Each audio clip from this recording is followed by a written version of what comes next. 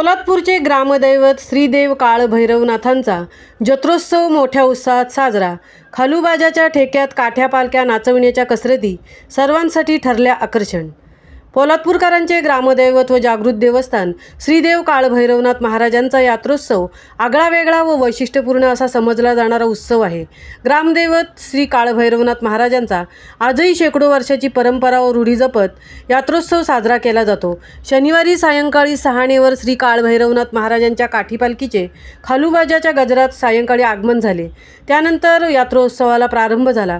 यावेळी यात्रोत्सवात आलेले भाविक प्रथम सहाणेवर श्री काळभैरवनाथ महाराजांना नतमस्तक होऊन सहकुटुंब व मित्रपरिवारांसहित यात्रोत्सवाच्या ठिकाणी असणाऱ्या विविध दुकानांतून फिरून वेगळ्या खाद्यपदार्थांचा आस्वाद घेत आकाश पाळण्यासह वेगवेगळ्या फिरत्या चक्रांवर बसण्याची मजा रात्रभर लुटली।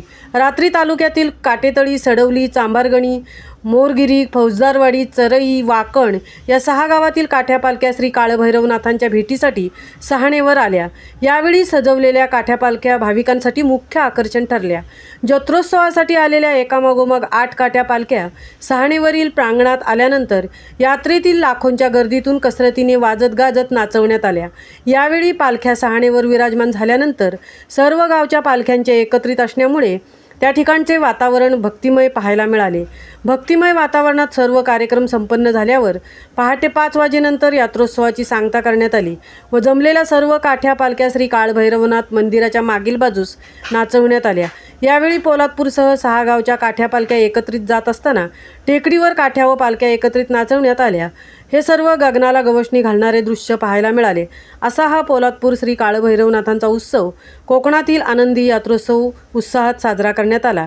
यावेळी देवस्थान कमिटीचे अध्यक्ष बाबूराव महाडिक, उपाध्यक्ष ज्ञानदेव पार्टे, सचिव विजय पालकर, खजिनदार दिनेश पाटील, सर्व विश्वस्त सल्लागार यांनी कार्यक्रमाचे उत्तम आयोजन केले। महामुंबईसह धनराज गोपाळ, पोलादपूर।